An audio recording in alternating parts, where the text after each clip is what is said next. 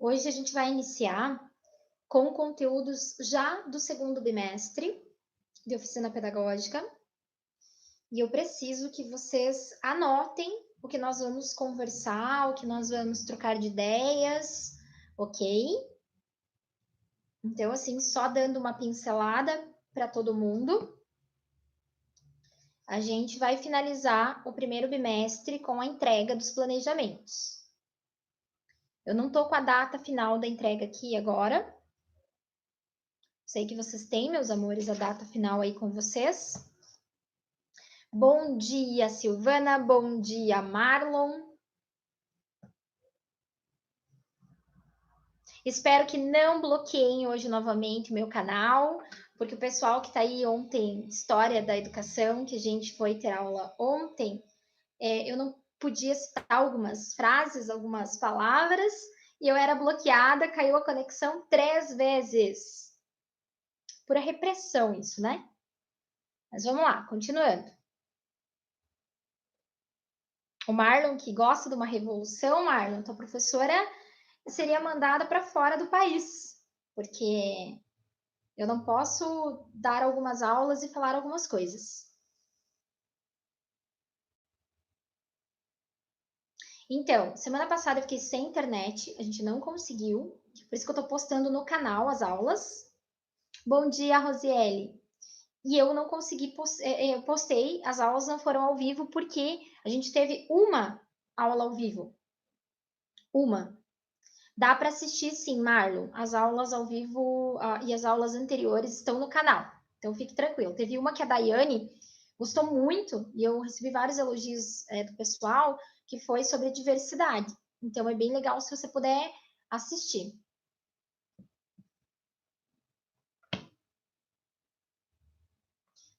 Só estou dando um tempinho, gente, para verificar quem não entrou ainda.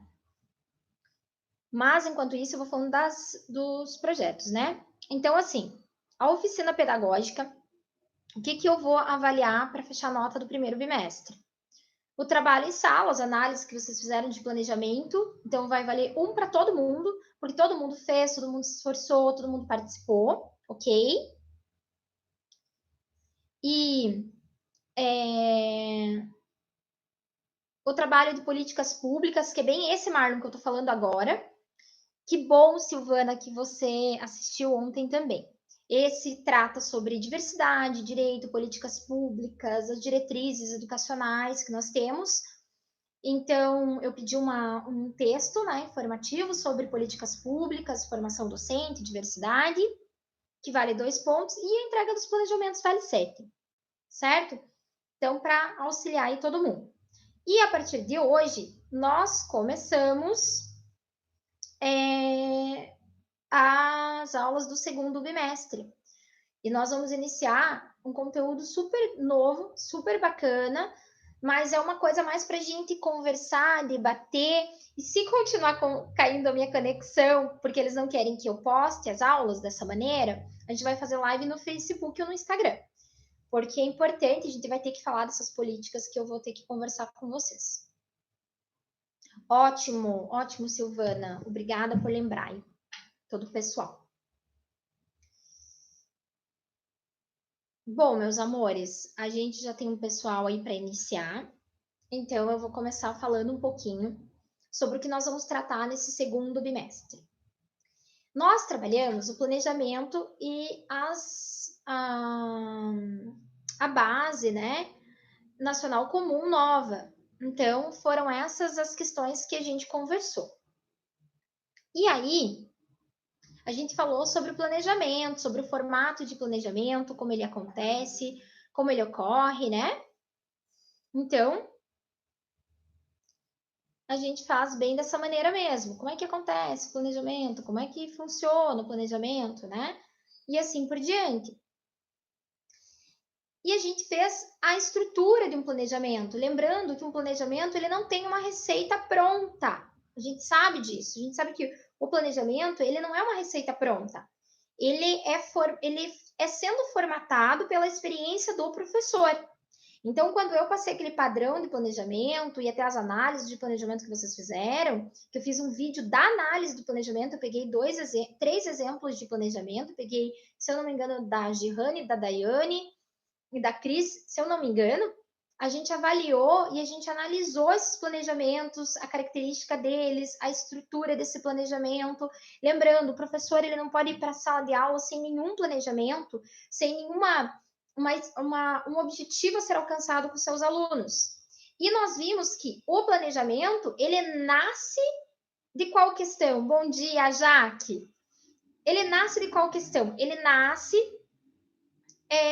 dos objetivos que compõem a base nacional. Então, o professor ele precisa da base para poder montar suas aulas, assim como ele precisa do projeto político da escola, que tem todas as diretrizes e concepções da escola. Para que serve o planejamento? Lembra que eu falei? Não é para nós. Nós não planejamos para nós a aula. Nós planejamos as aulas para os alunos. Por isso que nós planejamos uma aula. Só que das aulas, muitas vezes, nascem grandes projetos. E agora, o segundo bimestre, nós vamos tratar de projetos. Lembra que eu falei para vocês? A aula de vocês fizeram, o planejamento de vocês fizeram. Vocês já tinham a estrutura que eu já estava corrigindo em sala, que estava super bacana, todo mundo está super bem. E vocês iam aplicar essa aula no final do bimestre para mim.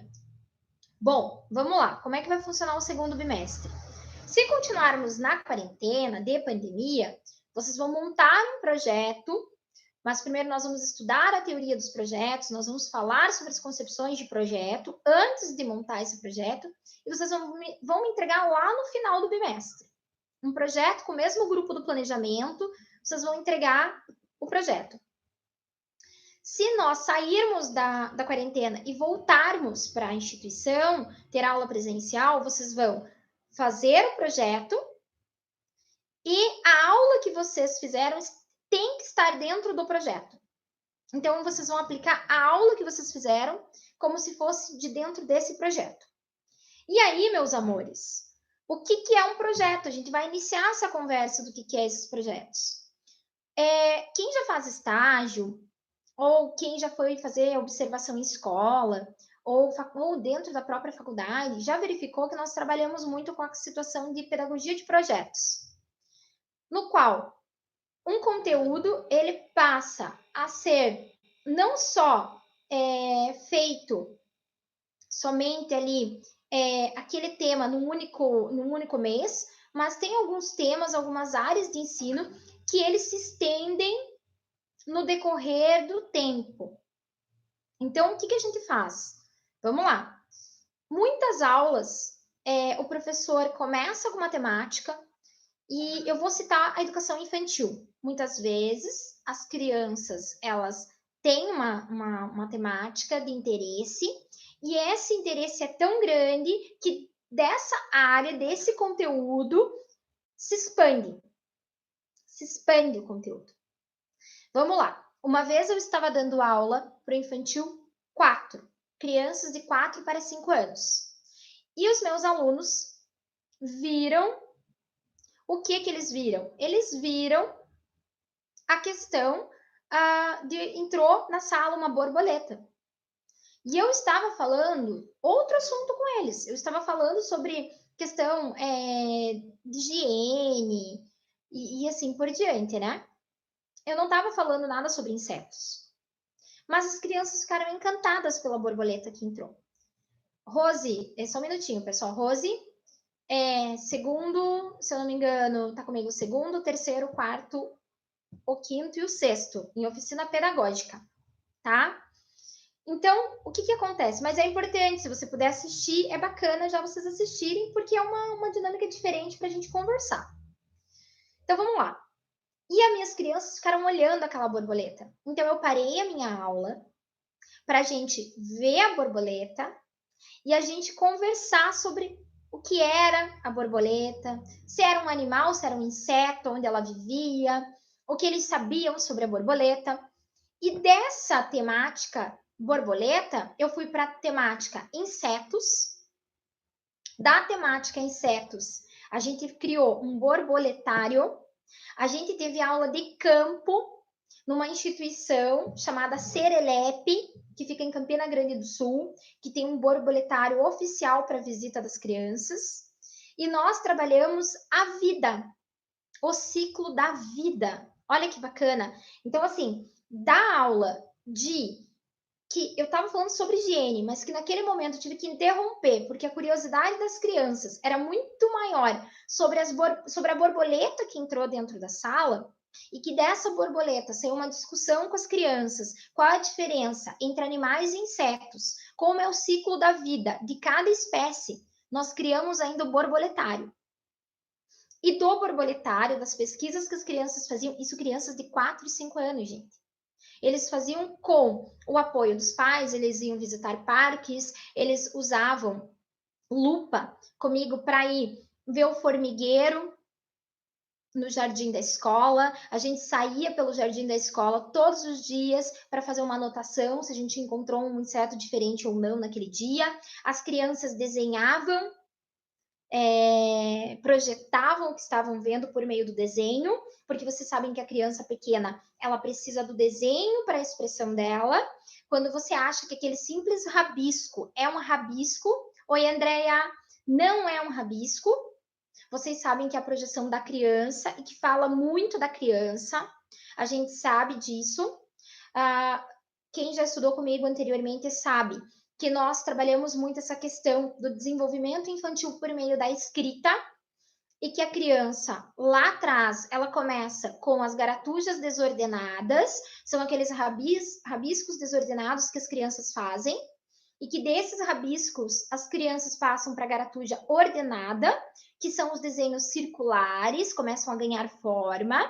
Desses rabiscos que ganham forma, nós vamos para o desenho celular, e vocês já devem ter visto as crianças, se você pedir para uma criança te desenhar na fase entre 4 e 5 anos, ela vai te desenhar em formato de bolinhas. E ela vai dizer que é você. Não é que você seja uma bolinha na visão dela, mas é o formato que ela tem de projetar o mundo. É a única forma que ela tem naquele momento de desenvolvimento de escrita. E ela acaba fazendo o desenho circular. Então vamos lá, de novo. Essa criança, ela saiu dessa garatuja desordenada, daquele rabisco entre 0 a 3, que ela está experimentando a sensação da escrita. Aí depois ela passa pela outra fase de 3 a 4 anos da garatuja já ser ordenada, os rabiscos vão ganhando movimento, e depois ela vai para o desenho celular, que ela já está naquela fase de as bolinhas, né? Tudo é bolinha para aquela criança. Até ela passar a misturar símbolos, para elas letras ainda não têm o significado sonoro, mas elas usam como simbologia. Então elas misturam numerais, letras, desenhos para tentar se expressar.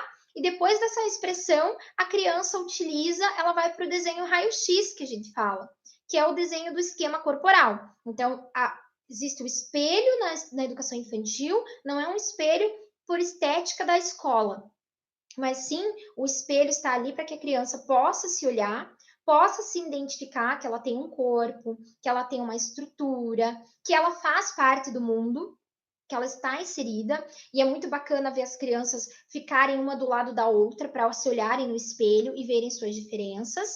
Depois essa criança vai projetar novamente isso em formato de desenho, por isso que daí vamos para o desenho raio-x e o esquema corporal, no qual ela já consegue desenhar órgãos internos, né? E essa criança vai fazendo esse desenvolvimento. Então, é a forma de escrita dela. E ela precisa dessas experimentações. E por isso que os projetos são tão importantes. Porque dentro de um projeto, lá na educação infantil, lá no fundamental, lá no ensino médio, eu consigo proporcionar para o meu aluno muito mais do que uma experiência de quadro lotado de conteúdo. Eu consigo trazer para minha criança, para o meu adolescente, ou até mesmo para um adulto, ou até adultos da EJA que estão passando por alfabetização, novas experiências. Lembram que eu sempre falo? Nós somos mediadores da construção de ensino-aprendizagem. Nós não somos aquele que domina o conteúdo por si só e que acha que o conteúdo é uno e que ele está fechado e que é aquilo.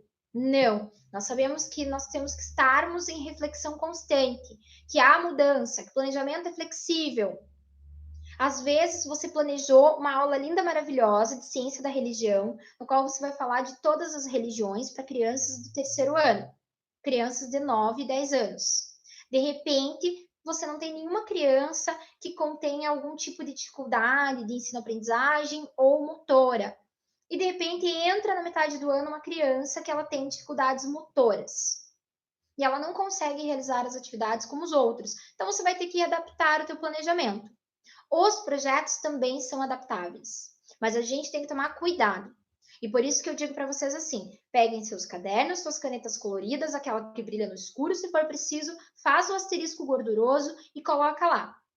Segundo bimestre. Oi, Dai, que saudades! Coloca lá no teu caderno, segundo bimestre, projetos pedagógicos. Esse é o conteúdo. Segundo bimestre, projetos pedagógicos. Porque nós vamos trabalhar projetos. E aí você vai iniciar a tua escrita falando que a criança precisa de projetos para quê? Para que ela possa experimentar diferentes conteúdos e experiências. Certo? Então é isso que nós precisamos. Nós precisamos que a criança ela aprenda por meio da experimentação e nós vamos fazer projetos para que essa criança possa experimentar. A gente tem que tomar um cuidado, gente. Um cuidado assim muito importante. A criança, ela aprende pela sua experiência, pela sua experimentação, e a criança, ela precisa de mediações, né? De mediações. Então o professor, ele é um mediador. O mediador que nós queremos dizer é você preparar situações para tua criança de desafios. Então assim, oi Sandra, a criança precisa ser desafiada. Ela precisa ser estimulada, desafiada, ela precisa aprender por meio da experimentação, e assim é com o adolescente, e assim é com o adulto. Quando eu coloco para vocês um conteúdo, eu poderia dar o conteúdo de planejamento e passar um modelo e a gente só falar sobre isso, encher o quadro de conteúdo de planejamento e vocês nunca fazerem na prática um planejamento. Não vai fazer efeito. Quando vocês se formarem e forem lá para a escola sem essa experiência, vocês não vão saber o que fazer, por mais que tenham tido esse conteúdo teórico. Então, não é isso que a gente quer, né? Então, a gente precisa procurar, a gente precisa ir atrás, tudo bem, Tainá? A gente precisa ir atrás dessas situações todas. A gente precisa fazer espaços que a criança tenha uma interação maior e que desafie. E aí a gente tem a escola que faz o espaço para educação infantil, para o fundamental, espaços diferenciados, o espaço da sala, da cozinha, o espaço do escritório, o espaço do mercadinho, para quê? De novo, falam tanto que nós brincamos só com as crianças quando estamos na educação infantil, mas o professor de educação infantil é um dos principais, porque ele trabalha com a base. Ele que vai formar essa criança e o desenvolvimento dela. É por meio dessas experiências lá dos cantos que nós vamos formar esse indivíduo, vamos trazê-lo a ter um momento de frustração, porque a frustração é importante para a criança, assim, para suas experiências. A gente vai ter um momento que essa criança ela vai passar por dificuldades de solucionar um problema, mas ela vai experimentar diferentes formas de solução. Então, de novo, os projetos fazem parte do planejamento do professor e vice-versa. E aí eu tenho alguns formatos de planejamento e de projetos. Vamos lá. Eu trabalhei com vocês que nós temos o plano anual da escola, que é aquele que embasa todo o ano acadêmico de como vai ser o formato acadêmico, de como as aulas, como os eventos da escola vão acontecer. Nós falamos que nós temos o projeto político da escola, que trabalha a essência, a concepção da escola, então já são 2. E nós temos também o planejamento de ensino, o planejamento do professor, o planejamento das suas aulas e dos seus eventos que vão ocorrer. E agora nós vamos injetar mais 2. Nós vamos injetar o planejamento, nós vamos injetar o projeto, os projetos que fazem parte da escola a todo momento. Não existe uma escola que não trabalhe com projetos. E nós vamos injetar também nessa concepção a sequência didática, que é um formato de planejamento, mas ele é voltado para as crianças pequenas. É lá para as crianças de 0 a 3.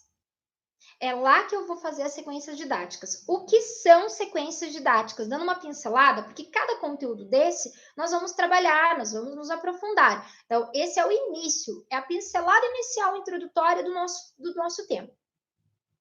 A sequência didática é um planejamento, mas que ele é mais longo. Então, ele não vai ser semanal, ele não vai ser mensal, ele vai ser ou trimestral ou semestral. Por quê? Porque ele vai pegar um tempo maior de observação e de escuta da criança. A sequência didática, ela inicia com um tema escolhido pela turma, e esse tema é de interesse, é o tema gerador que nós falamos, e o professor vai trabalhar esse tema gerador dentro desses planejamentos semanais e mensais, dentro da sequência didática. Meu Deus, professora, que nó que você me deu agora, não entendi nada. Eu estou imaginando aqui como se eu estivesse na sala com vocês, vocês com aquele ponto de interrogação na frente, me perguntando, não entendi nada. De novo, vamos lá, por dimensões. A gente tem o projeto pedagógico, a gente tem o plano anual, a gente tem o plano de ação do pedagogo, que a gente não pode esquecer o plano de ação dele. Depois a gente tem os planos de ensino, que é do professor, que ele faz, que não é para ele, é para o aluno, é para aonde ele quer chegar com o aluno, que objetivo ele quer alcançar. E nós podemos, depois, no decorrer, pelo interesse da criança, ir para os projetos. Os projetos são um outro formato de trabalho. E temos também as sequências didáticas. A sequência didática é do tema de interesse da criança, eu vou montar um trimestre de desenvolvimento daquele tema com diferentes atividades abordando aquele tema. Essa é a diferença do projeto. O projeto, ele trabalha um tema gerando vários. Então, ele não fica fixo em um único tema. Ele trabalha vários temas dentro do conteúdo inicial. A sequência didática é um tema. Exemplo, cores. Vou trabalhar cores com as crianças da educação infantil com o Fundamental 1. A minha sequência didática trimestral, eu vou trabalhar somente cores. Aonde eu encontro as cores, como fazemos as cores, como elas nascem, quais são as misturas, por que existe o arco-íris, né?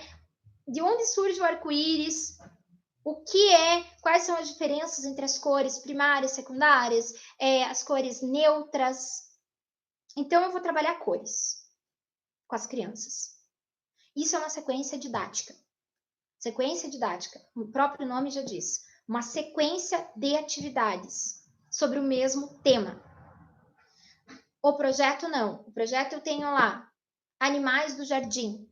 E aí eu vou trabalhar dentro de animais do jardim língua portuguesa, escrita de texto coletivo com as crianças. Início, por exemplo, de textos informativos com a criança. Aí na matemática, eu vou trabalhar gráfico com as crianças. Leitura de gráficos de quantos insetos nós encontramos no jardim da escola.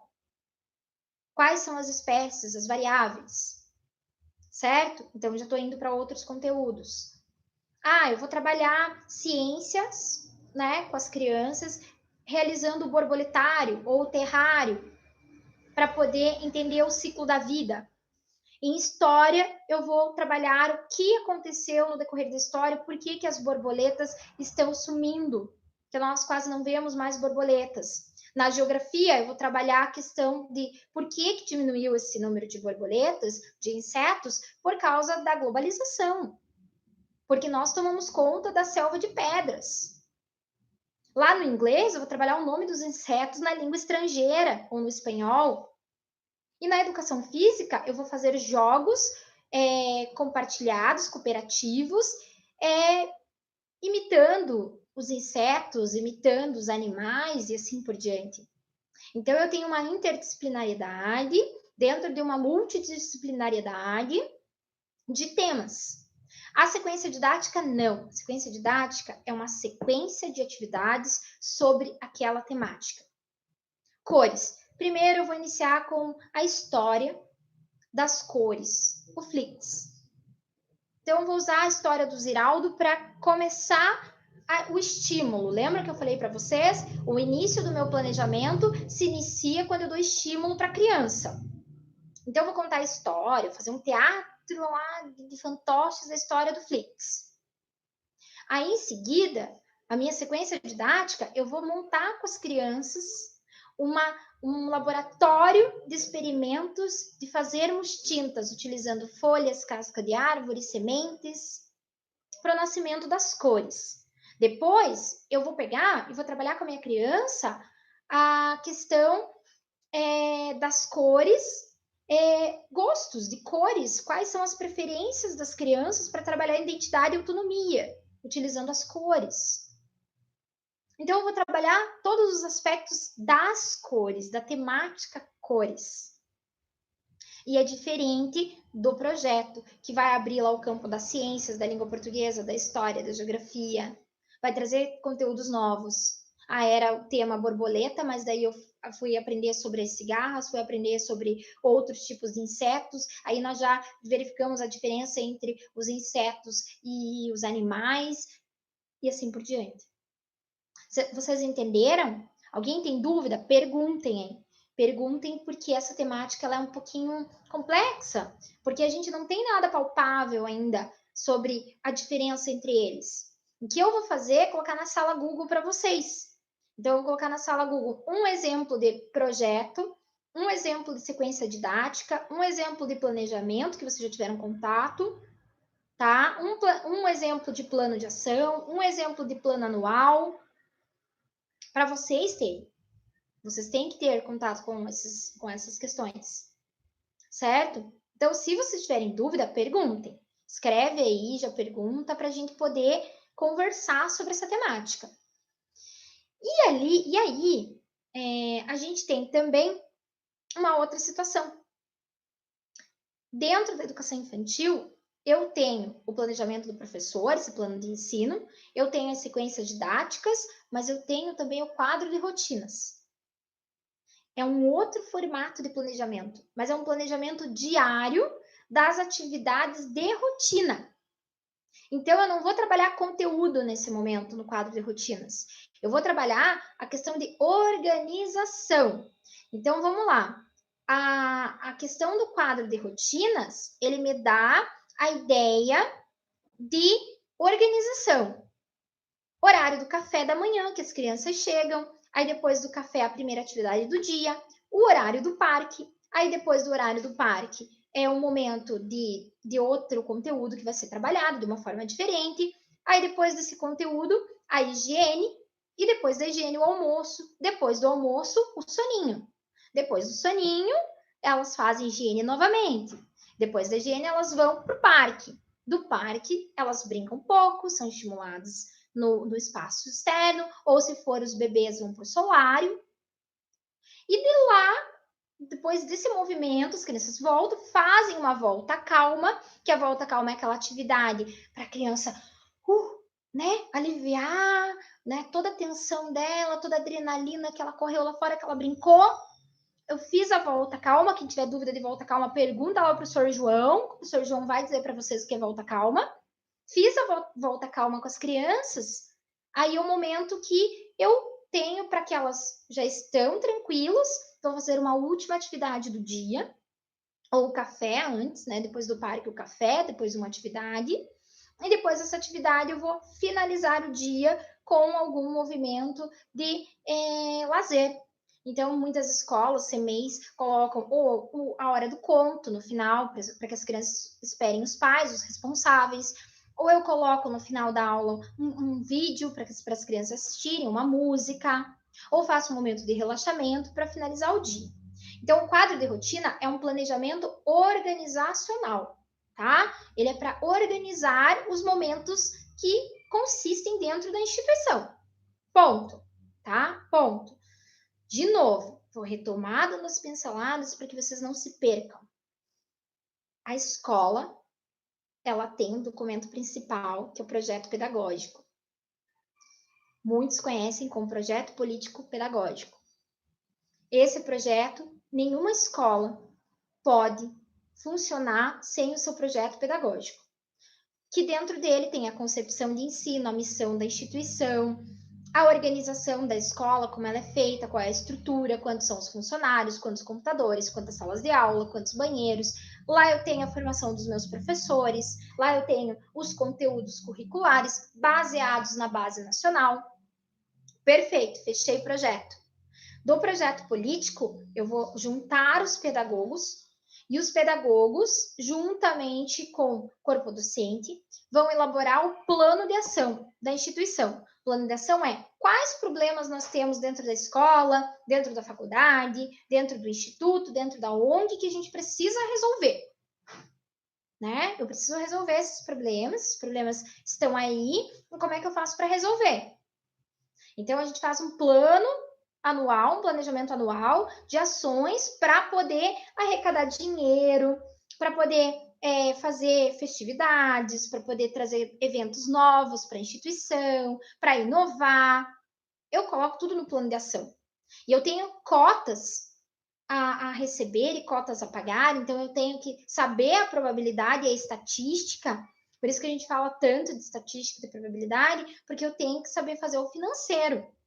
Eu tenho que projetar os gastos que eu terei para fazer a reforma da quadra, ou para a sala de aula que está chovendo dentro e não tem recurso. Como que eu vou fazer para alcançar esses recursos? Ah, vou montar com a PMF, com a Associação de Pais e Mestres e Funcionários. Então, é uma pastelada, um bingo, para a gente conseguir arrecadar dinheiro para fazer as reformas institucionais.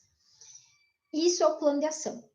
E de toda essa caminhada vem o planejamento de aula, vem o plano de ensino do professor, que é o momento que ele vai ter que parar, vai ter que ler o projeto pedagógico, as diretrizes, ele vai ter que ler o plano de ação da escola e dentro do projeto pedagógico, dentro do plano de ação e dentro do planejamento anual da instituição, ele vai montar o quê? Ele vai montar as aulas dele. Os eventos que ele vai fazer com os seus alunos. E aí ele vai fazendo a montagem desse plano de ensino, desse planejamento. Lembrando que ele pode sofrer alteração durante todo o período letivo, porque isso é fato. Sempre vai ter alteração. Ele nunca vai ser quadrado, vai terminar ao final do ano como se nada tivesse acontecido. Exemplo, pandemia agora. Aulas EAD para as crianças. E aí, como é que fica?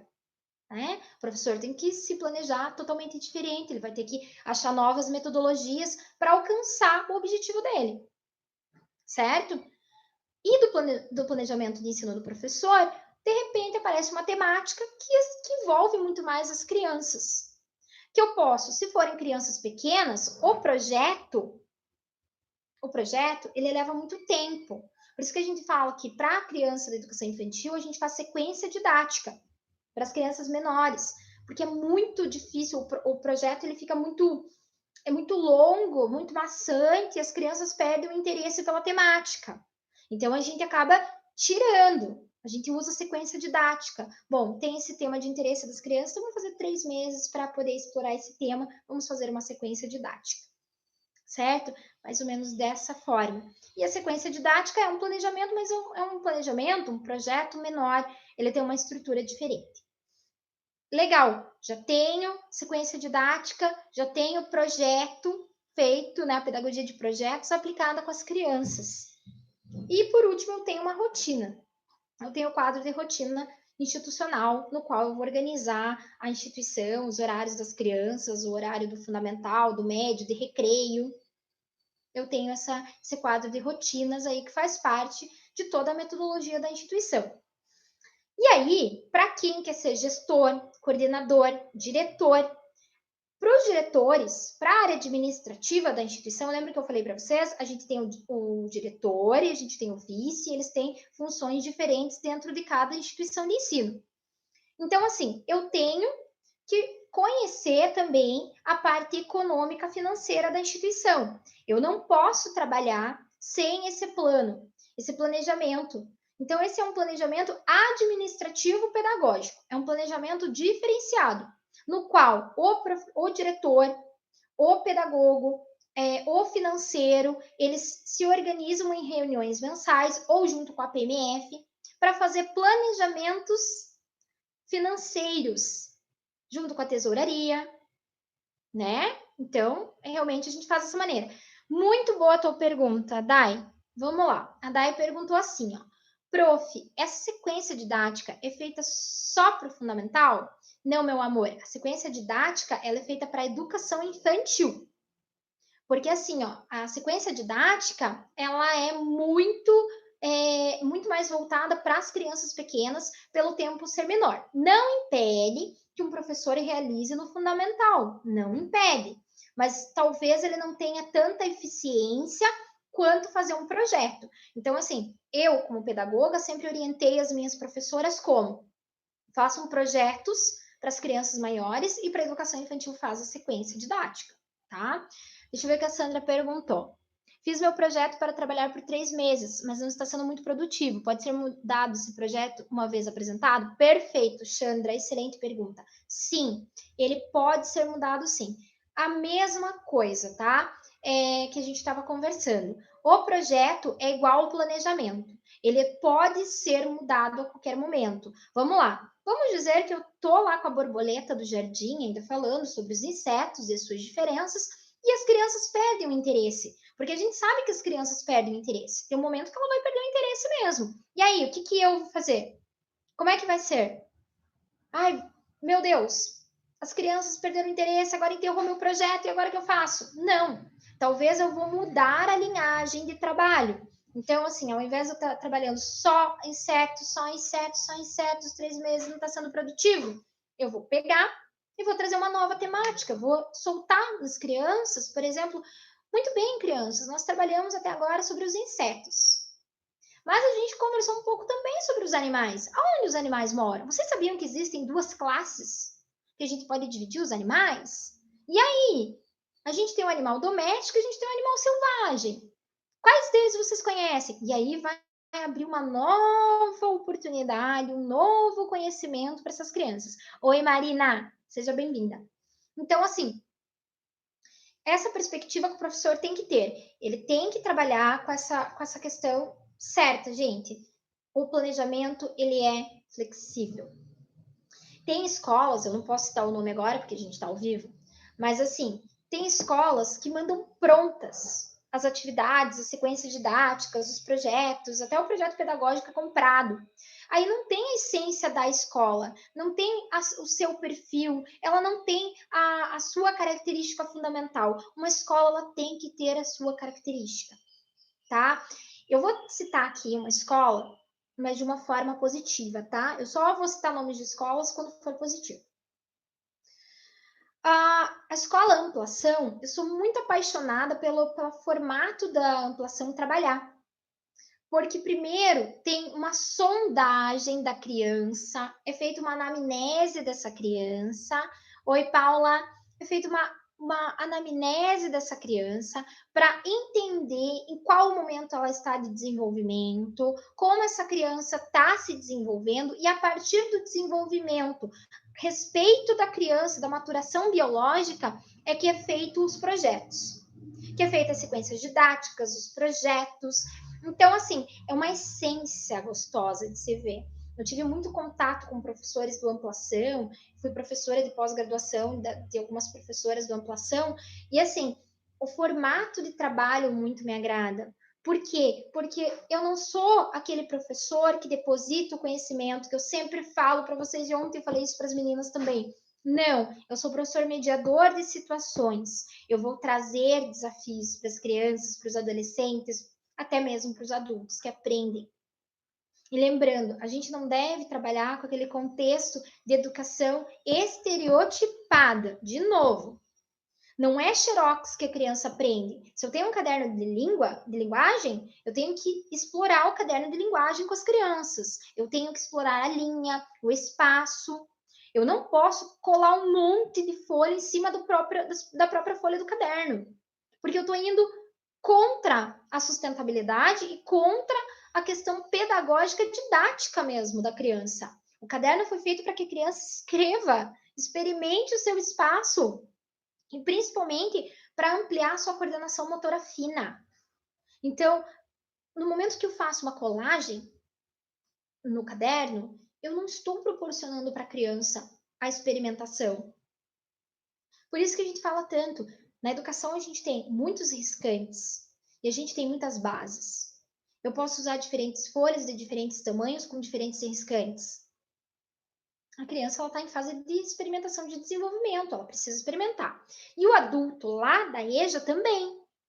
Por quê? Porque ele está aprendendo a ler e escrever, ele não tem a coordenação motora fina aprimorada, é aquele senhor, senhorinha que já perderam a coordenação motora fina e que eu, como professor, vou voltar lá atrás e vou começar a explorar com eles os movimentos como lá na educação infantil, com atividades de coordenação motora fina. Vocês sabem, pessoal, que teve uma vez na minha vida que marcou muito que eu era professora da EJA. Eu tinha uma senhorinha que toda vez que eu passava atividade, ela nunca conseguia escrever no caderno de linguagem. Ela sempre não acompanhava e as letras ficavam gigantes no caderno de linguagem. E eu não entendi o porquê, e eu pensei que era problema de visão que ela tinha, né? Então, eu fui atrás de oftalmo, como era uma comunidade muito carente, eu consegui um oftalmo para ela, gratuito. Então, né, eu achava que era por causa disso. Mas não adiantou, ela ganhou o óculos e ela continuou escrevendo fora da folha, ela continuou não respeitando os limites das linhas, e mesmo com outras bases e outros riscantes, ela não conseguia realizar a escrita correta. Então, um dia eu me perguntei, mas o que eu estou fazendo de errado? Gente, tem alguma coisa errada. Não é possível que eu não consiga atingir o objetivo com essa senhora, né? E aí, gente, o que aconteceu? Eu fui experimentando alguns formatos de atividade diferentes e eu encaminhei. Eu fiz um encaminhamento, eu consegui um médico, um neuro, e consegui também uma psicóloga para o acompanhamento dela. E a gente descobriu que ela tinha dislexia. E que essa senhora, ela desistiu de estudar por ter dislexia. E eu só fui descobrir graças a um projeto que eu estava fazendo com eles, adultos. Eu estava fazendo um caça-letras com eles, com caixas de fósforo. E eu via que quando saía para ela uma letra, ela não conseguia distinguir quais eram. Ela não conseguia fazer a associação. Então, a princípio, eu achei que era um problema de visão, e na verdade não era. Então, olhem quanto é importante um projeto, um plano, um planejamento bem feito e as atividades bem elaboradas, porque muitas vezes você consegue perceber coisas que estão ali ocultas aos teus olhos, que é só na experimentação que você vai sentir o que realmente tem de dificuldade daquela pessoa. Vamos lá, Marina. Professora, faço estágio no segundo ano em escola municipal. Pelo menos na turma que eu trabalho, a maioria das atividades são coladas no caderno. Não sei se é padrão, mas enfim, quando vem a professora de artes. Ai, ai, ai, ai, ai. Não vamos citar nome de escola aqui, mas é a coisa, ela propõe que eles escrevam e percebo que eles têm bastante dificuldade, principalmente com o tamanho das letras. Meu Jesus amado, Marina, vamos lá. Marina trouxe um problemão aqui para a gente discutir. Vocês sabem que eu sou apaixonada por arte, né? Eu sou apaixonada por arte, estudo muito sobre o ensino didático da arte. E, assim, primeira essência que a gente vai ter que pensar aqui juntos. O que é arte? A arte é o xerox? A arte é a data comemorativa? O que é arte? Né? Vocês já pararam e se perguntaram o que é arte? A arte, gente, não é a data comemorativa. A arte não é o xerox para colorir. E principalmente, como a Marina citou ali, as letras que as crianças não conseguem, têm dificuldades até mesmo de conhecimento. Primeira coisa, a arte, eu trabalho com a arte por meio da criatividade da criança. A arte é a expressão. é o formato mais bonito de comunicação humana. Então, a arte é expressão. Na arte, eu tenho que ter esse olhar desestereotipado, principalmente. Lembra que eu sempre falo assim, não existe o belo para a arte. Porque cada um tem o seu formato e a sua visão de ver se aquilo é belo ou não é. Eu vou trabalhar com a criança a questão de estética. Não existe um padrão de estética, certo? Não existe um padrão de estética. Então, eu vou aguçar a visão das crianças e a experimentação. Vou dar um exemplo aqui. Marina, vamos ver se ajuda. Eu fui professora de arte por muitos anos, muitos. Porque eu sempre preferi, ao invés de ser regente de turma, trabalhar com arte e trabalhar com todas as turmas. Sempre a primeira questão da arte que eu levava para as crianças era a questão de material e experimentação. Então, se eu vou trabalhar artes visuais, eu sempre levo para a criança primeiro diferentes materiais para que ela experimente. Caixas, tecidos, cola, purpurina, lantejoula, tintura, diferentes pincéis, diferentes tamanhos de pincéis, diferentes essências, misturas. Primeiro eu vou experimentar os materiais e os seus componentes. Depois, eu vou trazer para as crianças a leitura de o quê? De mundo artístico. Eu vou aguçar as crianças a conhecerem diferentes obras de arte. Já começa aí. Nossa, perfeito, Paula. Realmente é isso. As crianças têm dificuldade muitas vezes até mesmo de pintar, né?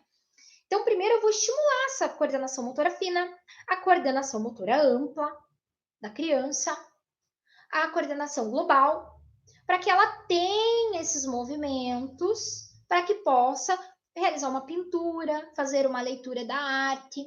E aí, a gente tem dois contextos dentro de arte muito importante. Eu tenho a releitura e eu tenho a leitura. E eu tenho que tomar cuidado com isso.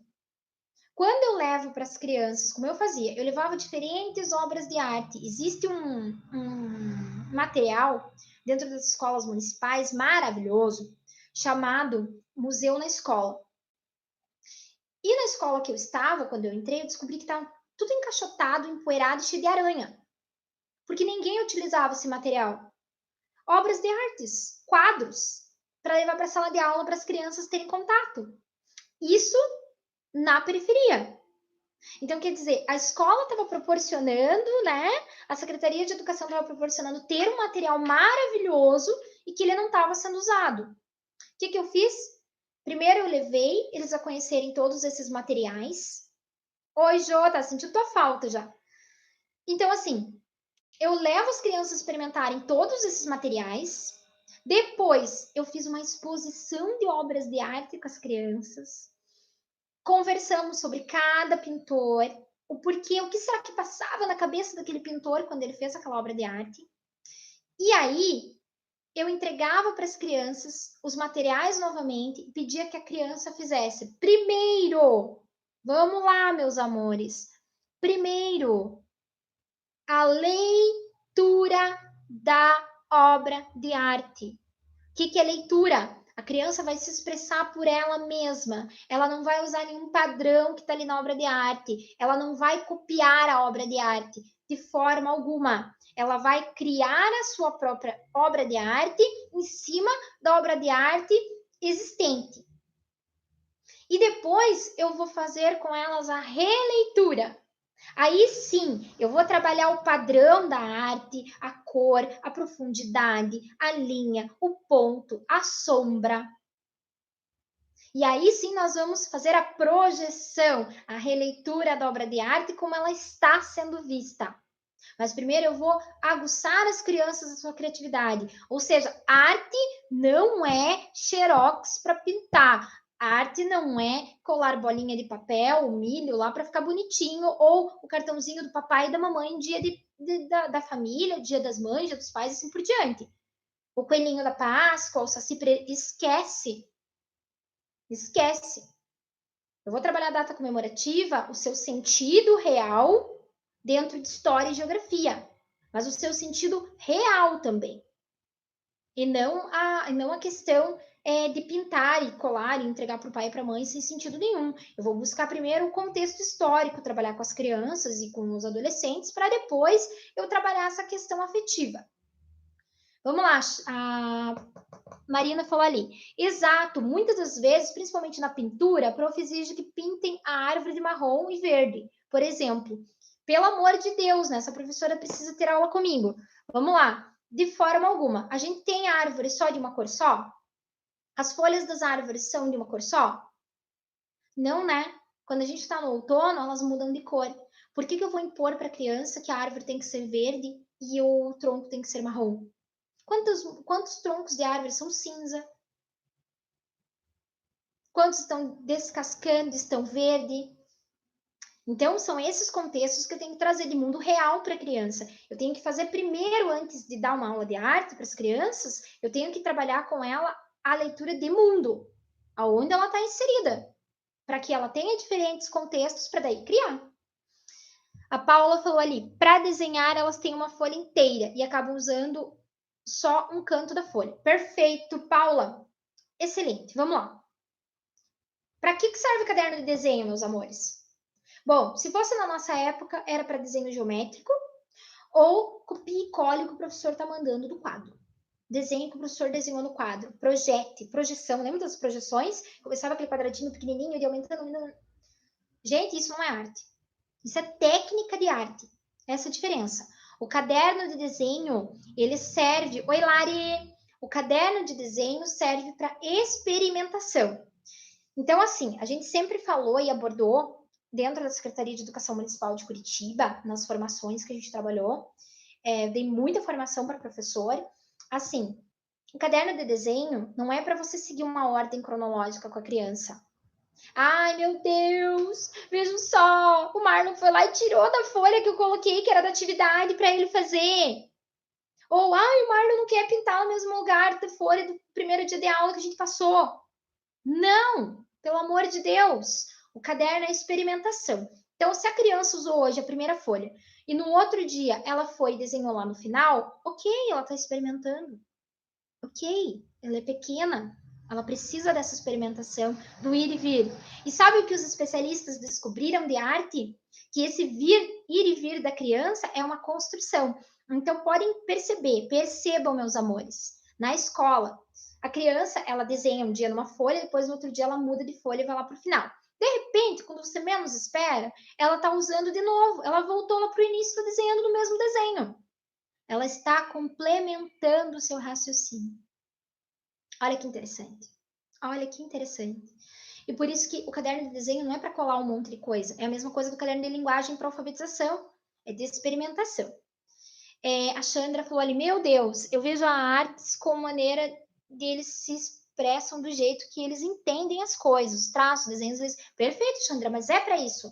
A arte é pura expressão, comunicação. A primeira comunicação do homem foi por meio da arte. Vamos lá, voltando lá no tempo primitivo. Como a gente se comunicava? Por meio da arte rupestre, desenho. Então, a primeira comunicação do homem é por meio da simbologia. Então, a arte é um formato de simbologia. Eu falei ontem em História da Educação que eu vou mandar um material para vocês chamado Multidisciplinaridade. E ele trabalha a arte e os planejamentos dos professores e o olhar desestereotipado. Eu vou mandar para a oficina pedagógica também. Porque assim, ó, gente, projeto, planejamento, eu tenho que olhar para a criança, tá? O meu objetivo principal é a criança e o seu desenvolvimento. Então, eu tenho que entender as múltiplas linguagens que essa criança se encontra. Eu tenho que entender como ela se expressa, como é a comunicação dela.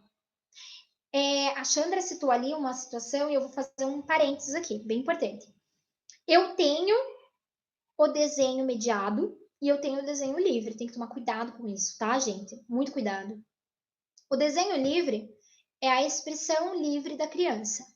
Eu não vou exigir nada dessa criança. Eu vou deixar que ela se expresse, porque depois eu vou fazer uma leitura com ela do que ela desenhou. Então, eu vou sentar do lado da criança, né? E vou perguntar para ela: ah, mas o que você quis desenhar aqui? Me conte um pouco mais sobre o teu desenho. né? E a criança vai ter que contar. Isso é ter escuta sobre a linguagem da criança. E, como a Paula falou, tem criança só desenhando um cantinho da folha. É a expressão dela. Ela está experimentando espaço e tamanho, tá? Então, ela inicia com um desenho pequeno e, com o tempo, ela vai se expressando de forma maior. Ela está experimentando o espaço. Normal, Paula, normal. E aí, eu tenho que ter essas questões da linguagem, da expressão da criança, dentro do planejamento. E não é só da criança. Eu vejo que tem muito professor de arte que mata os adolescentes lá no ensino médio.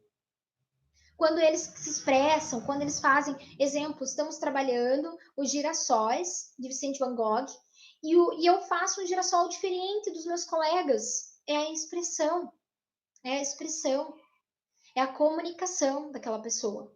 Por isso que eu falei do estético e do belo. Dentro dos nossos planejamentos, dentro das nossas artes, a gente tem que ter muito certo, muito correta o que é essa concepção de estético e de belo.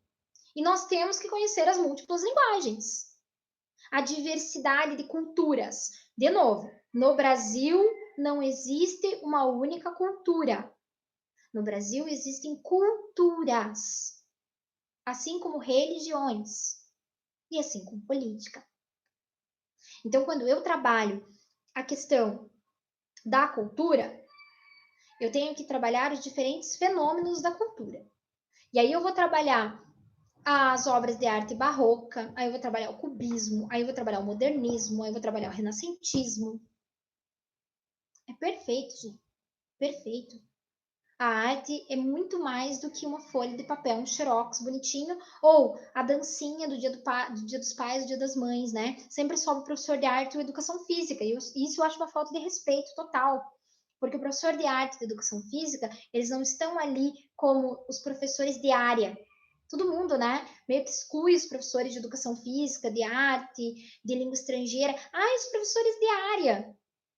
Eles não são professores de área, eles são professores formados, claro, naquele conteúdo, naquela disciplina específica, mas eles não são obrigados, não é da área deles, ter que ensaiar as crianças para o dia dos pais e dia das mães. O professor é regente, ele também é formado e ele também estuda todas as metodologias. Quem é formado em pedagogia vai ter o estudo acentuado das diferentes metodologias. Então, nós temos a nossa formação apropriada, somos aptos para fazer um ensaio do Dia das Mães, do Dia dos Pais, de montar um teatro e assim por diante. Por isso que vocês têm metodologia de artes também, por isso que tem metodologia de educação física também. Então, eu tenho que abrir um pouco esse olhar, mas a maioria das escolas joga no colo do professor de educação física e no colo da professora de arte. E os planejamentos de arte e de educação física, gente, são muito diferentes. Eles têm uma outra concepção diferente da nossa pedagógica, porque eles têm que ter esse olhar um pouco mais aguçado, eles têm que ter um olhar clínico sobre a criança, não que nós não tenhamos. Mas nós trabalhamos com todas as diferentes disciplinas e conteúdos. Eles trabalham mais específico. Então, o professor de educação física, ele consegue, por exemplo, identificar o porquê que aquela criança só anda na ponta dos pés. Certo? O porquê que aquela criança ela tem a sua coordenação motora fina, ela não tem tonificação muscular para coordenação motora fina e ampla. Então, o tônus muscular dela é rígido. Então, a gente entende o porquê daquilo por meio das aulas de psicomotricidade. Então, a gente tem essas diferenças, né? Por isso que tem que ter respeito por esses diferentes profissionais. É que muitas vezes a escola não tem. Ah, faltou professor. Ah, coloca lá 2 turmas junto com o professor de educação física, tá resolvido. Mas o professor de educação física também tem planejamento. Tem projeto, tem sequência didática, aí você está passando por cima do professor de educação física, do professor de arte, e assim por diante. Então, a gente tem que tomar esse cuidado aí, e principalmente vocês, pedagogas e pedagogos, que estão se formando, que vão ter a coordenação, a direção, um dia mais tarde nas mãos, e que vão ter que saber lidar com isso sim, que o professor, ele tem planejamento, e que os professores de outras disciplinas também, né? Então, excelente, Paula, excelente. Uso de sala de arte. Meu Deus, tem escola que faz a sala de arte um depósito, né? Então, assim, gente, Essa questão de planejamento, de projeto e o planejamento de estrutura, que eu falei de rotina da escola, envolve inclusive as áreas de informática e arte e cozinha experimental. Tem que tomar muito cuidado com isso, porque tem diretores e coordenadores que fazem essas salas de depósito. E não, são aulas de experimentação e que não é sala de arte. A sala de arte não é só do professor de arte, ela é um laboratório de estímulo de ensino, aprendizagem e conhecimento. Então, não é só o professor de arte ou, por exemplo, o laboratório de biologia, somente o professor de biologia que pode utilizar. Não todos nós podemos utilizarmos, tá? Para poder experimentar com as crianças. Como eu falei, eu trabalhei os insetos do jardim, eu pegava as lupas, eu peguei a formiga, um dia a minhoca, e a gente foi ver, né, no microscópio. Então, são essas questões realmente que têm que ser levadas em conta. E lembrando de novo, a escola, ela não é feita de 4 paredes. O professor não tem que ser obrigado a ficar entre 4 paredes e carteiras enfileiradas. O círculo, a meia-lua, sentar no chão, fazer os cantos dentro da sala de aula, levar a ter aula de campo lá fora, ter aula no jardim mesmo, ter aula na quadra, sentar no meio da quadra, eu adorava. Eu levava os meus alunos da educação infantil, do infantil 5 e do 4º ano, ter aula na quadra. A gente sentava no círculo da quadra e tinha aula ali, debates maravilhosos na pracinha da escola. Então a escola, ela não é feita só de quadro, giz, carteira. E o professor que domina o conteúdo. Hoje o professor não domina mais o conteúdo, hoje ele compartilha, hoje ele troca. Essa é a diferença, né? Essa é a diferença. Exato, Larissa, exato. Todas as áreas são ricas e a gente precisa de todas as áreas de ensino, né? Muito. Ai, que linda, Larissa. Obrigada, agradeço, meu amor. Porque realmente as áreas se conversam entre si.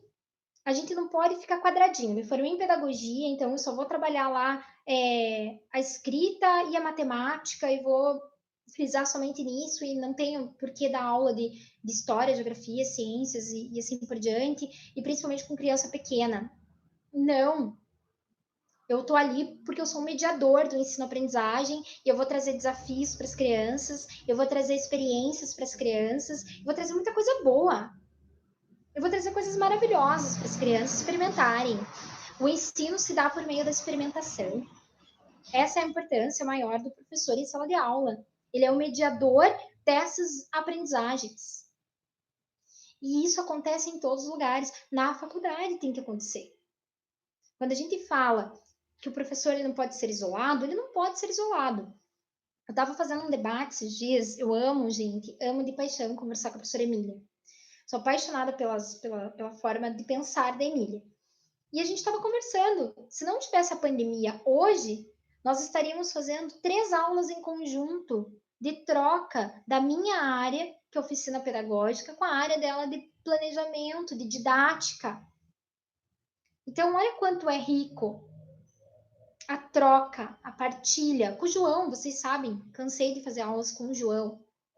Né? Então, a gente tem que experimentar. O professor ele não pode ficar na bolha. O professor bolha faz com que os alunos sejam bolha. Né? Tô dentro daquela bolha, então não me interessa mais nada de conteúdo. Me formei em pedagogia, legal. Não tenho por que saber de economia, não tenho por que saber de finanças, não tenho por que saber de história, geografia, eu sou pedagogo. Então você vai perder o teu lugar no mercado, porque hoje o profissional ele tem que ser multidisciplinar. Ele tem que conhecer um pouco de cada área, ele tem que saber atuar um pouco em cada área. Essa é a diferença maior do grande profissional de hoje. As áreas que se completam entre si. Você tem que ser um profissional completo, entender de tudo um pouco. Essa é a diferença maior. Que faz com que a gente tenha aí excelentes profissionais que atuam em diferentes áreas, que conhecem um pouco de cada ciência. Isso é rico, isso é importante. E os debates que nós fazemos.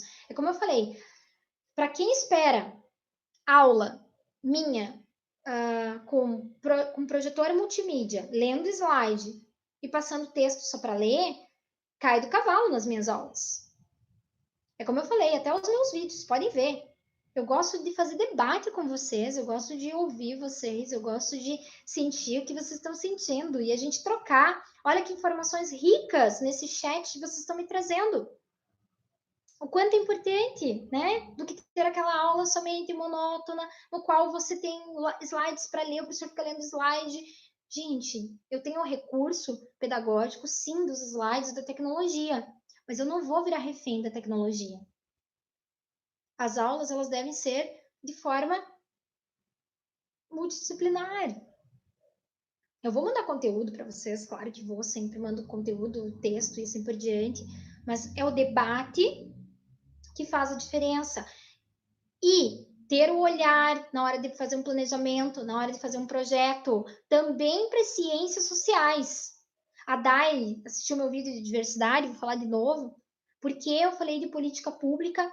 Por que eu falei de diversidade? Por que eu falei de direito?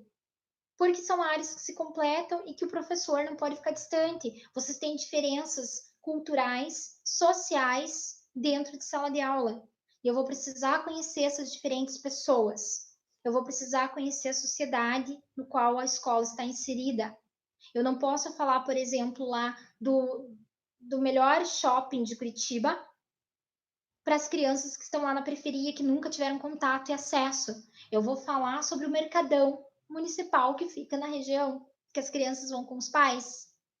Eu dava aula no Tatuquara e eu trabalhava com eles sobre o SEASA, né? Porque era a realidade das crianças. Não que eu não vá trazer algo novo. Como eu falei, eu levei o museu da escola para as crianças para que elas tivessem acesso a uma outra realidade, um outro conhecimento.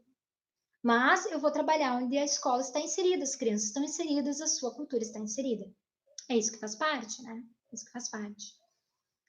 Bom, olha que a Dai falou pra gente. Fazendo estágio, vi que prof parecem ter medo de mudar ou não querem sair da zona de conforto. Como faço inclusão?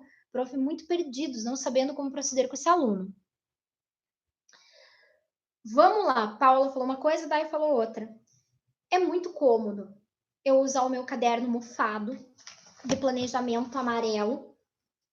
É muito cômodo eu ficar com a mesma série durante todos os anos da minha carreira profissional, porque eu não preciso mudar. De novo, vocês sabem que eu amo Piaget. E o que o Piaget fala? Só existe aprendizagem se eu tiver desequilíbrio. Quando eu tenho desequilíbrio, eu busco a aprendizagem. Foi o que aconteceu com a gente agora na pandemia. Eu estou numa zona de conforto, de repente vem algo e muda tudo. E a partir de agora eu tenho que achar uma nova maneira de me reinventar, de solucionar o problema. É na hora do desequilíbrio que eu consigo o equilíbrio. É na hora desse desequilíbrio que eu consigo acomodar e assimilar o conhecimento, como falava Piaget. Assimilação, acomodação. Acomodação, assimilação. E assim por diante. Não é diferente. Sabe, Dai? Sabe, Paulo, o que acontece? A escola sempre foi muito sucateada. Ó, gente, se caiu meu vídeo agora é porque eu comecei a falar demais. Vocês sabem que vão bloquear. Mas assim, a escola sempre foi sucateada. No Brasil, nunca tiveram um olhar aguçado para a educação, um investimento adequado na formação docente. Nós temos professores maravilhosos, nós temos professores com uma formação incrível e que nunca tiveram uma oportunidade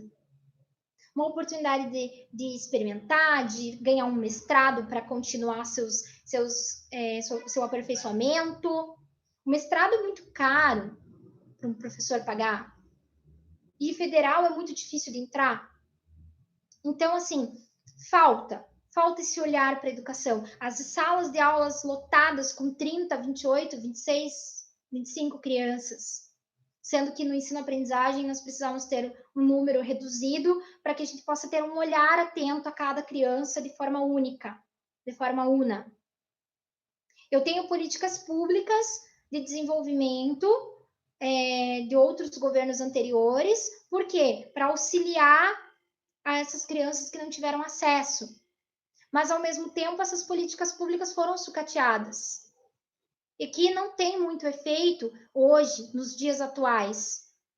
Eu tenho uma criança que vai para a escola, mas que ela não está recebendo realmente o ensino-aprendizagem adequado, porque cada região do país está passando por uma forma, uma organização, e cada uma tem a sua cultura, e muitas vezes a sua economia fragilizada. Então, a educação nunca vai ser igual para todos. Aí eu trabalho lá no sistema de equidade, lá falando de Aristóteles, dar oportunidade para aqueles que não têm, trabalhar cada um dentro da sua desigualdade, para poder inserir essas pessoas que não têm acesso, para poder inserir essas pessoas que têm tanta dificuldade social. Então, assim, quando eu levo para um professor uma ideia nova, se aquele professor está acomodado, porque ele está tão fragilizado, ele está tão escaldado de políticas públicas que não dão certo, educacionais, e que a escola não muda, porque o governo muda, mas a escola não muda, porque não tem investimento, para que eu vou mudar? Eu estou recebendo meu salário mesmo, né? Então eu não preciso mudar. Eu vou continuar no meu comodismo. Eu vou continuar fazendo, usando meu caderno velho, bolorado, amarelo, com as mesmas atividades, com a mesma série. Eu não quero mudar de ciclo de série, eu não quero, pelo amor de Deus, eu não posso sair da minha zona de conforto. Eu peguei um CMEI, gente, que a diretora era maravilhosa no Bairro Novo, e ela se juntou comigo porque ela tinha a mesma percepção que eu de mudança. Professoras antigas que não queriam mudar. E que como foi difícil, meus amores, mudar. Como a gente fez uma guerra. Tanto é que as meninas, na época, as professoras pediram para a Secretaria de Educação me tirar do CMEI, porque elas não queriam mais que eu fosse a pedagoga delas e nem a diretora. Aí a secretaria fez o contrário, mandou mais material para a gente trabalhar com elas. E a gente atingiu um objetivo. No final, deu certo. A escola, o CMEI ficou uma graça. As professoras entenderam qual era o verdadeiro significado da educação infantil, que é a experimentação da criança, o desenvolvimento adequado, o respeito à maturação biológica. Então, são situações que acontecem, mas que envolvem muito social. Por isso que a gente não pode separar. Na hora de construir um planejamento, um projeto, uma sequência didática, o que seja, a gente não pode deixar de lado as políticas públicas, a gente não pode deixar de lado o social. Não pode. A gente não consegue. Certo, meus amores? Bom, chegamos ao final da aula. Espero que tenha sido proveitosa. Espero que esse debate traga reflexões. A gente vai trabalhar cada tópico, o que é projeto, o que é sequência didática, o que é quadro de rotinas, o que é planejamento financeiro e estrutural da educação, né, da instituição de ensino. Nós vamos trabalhar. Tá? Hoje foi uma pincelada, foi para estimular vocês, foi para deixar com aquela pulguinha atrás da orelha, a buscar conhecer as escolas, a ir atrás desses conhecimentos. Amei a troca e a partilha, todos vocês que trouxeram um pouco dessas pinceladas, dessa visão de escola. Obrigada, Marina, eu que agradeço. Porque assim, vocês trouxeram coisas maravilhosas. A percepção de quem já está fazendo estágio, de ver que a escola está ali, fechada, quadrada, né? Quadradinha. Então, acontece. Até vou fazer uma piadinha agora aqui com vocês. A Larissa colocou ali, né? Até a próxima aula. Se tiver a próxima aula, né, gente? Porque se o meu canal não for bloqueado, se a gente conseguir ter a próxima aula, se eu não for. Se não me mandarem para fora do Brasil por causa das minhas aulas, a gente tem aula na próxima aula. Mas, para finalizar, né, esse debate nosso aí, realmente a educação precisa de um olhar diferenciado e o nosso governo federal tem que renovar, tem que pensar, tem que verificar o que realmente é importante, é positivo dentro das instituições e não fazer não sucatear a educação, não deixar a formação de lado docente, não deixar a escola de lado. Temos uma pandemia, temos um problema muito maior agora, mas não podemos esquecer da educação. Porque sem educação não há aprendizagem, né? Sem educação não tem como formarmos novos médicos, novos advogados, novos arquitetos, novos engenheiros e assim por diante. Então a gente espera, né? Esperamos que tudo dê certo aí na frente, meus amores. Fiquem com Deus, se cuidem. Se possível, continue no isolamento social. A gente sabe que está sendo muito difícil, está sendo uma barra. Eu, principalmente, porque eu gosto de estar com vocês na sala, né? Eu gosto de tocar vocês, abraçar vocês. E, de repente, estou aí presa agora, tendo essas aulas online, mas que estão sendo muito produtivas. Se eu não tivesse internet, eu só não me bloquearem, né? Mas faz parte, gente. Faz parte. Muito bem, Rosiela, é isso mesmo. Eu vou começar a fazer no Zoom. Mas aqui as minhas turmas são muito grandes. E nem hoje tá, nem todo mundo entrou. Mas o meu problema são turmas muito numerosas. E aí, tipo, ele tem um limite, né? De alunos por turma, porque as minhas turmas são as maiores. E claro, Larissa, é verdade. Adendos e asteriscos gordurosos.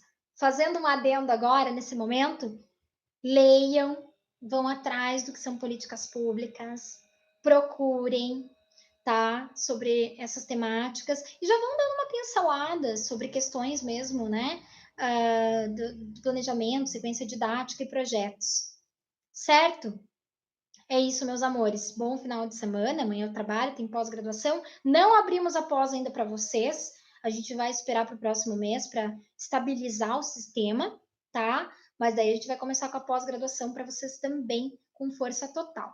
Não sei ainda, Rose. A gente está assim, sem saber que vai acontecer, se a gente vai voltar ou não vai. Mas eu espero que volte logo, porque eu já não aguento mais ficar em casa, né? E provavelmente vocês também não.